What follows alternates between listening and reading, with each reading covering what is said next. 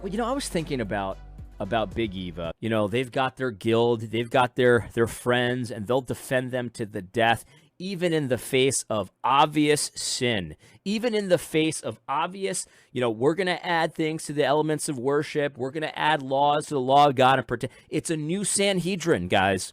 It's a new Sanhedrin, and they're out there, and they've got their schools. I follow Gamaliel, and they've got I follow Chandler, and they've got their whole thing set up. They have a guild just like the Sanhedrin did. They've got a whole system just like the Sanhedrin did. They have extra laws that they pretend are the laws of God, just like the Sanhedrin did. And this is the thing. I say this all the time on my channel. We mix it up in our minds because we read the scriptures through the criticisms of Jesus Christ that he had against the Pharisees. So for us, it's very easy to see that the Pharisees were the enemies in the story, but it wasn't easy for the people to see that at the time. The Pharisees were well-spoken. They had smooth words. They probably had great tone. They probably had buttery, smooth tone. You know how I know that? Because the Word of God warns about people with those smooth, buttery tones.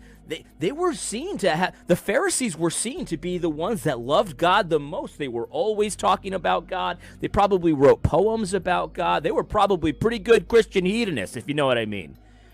So the Pharisees had all that going for them. They had respect, right? And in fact, they even had respect in some degree from the pagans, right? Like, yeah, sure, the pagans probably weren't like all that thrilled about the Sanhedrin, but when they wanted to talk to the Jews, when they wanted to negotiate with the Jews, they went to the Sanhedrin. If they had their own equivalent to like the New York Post or the Atlantic in Rome, they would have Sanhedrin guys write for the Atlantic. That's how it would work.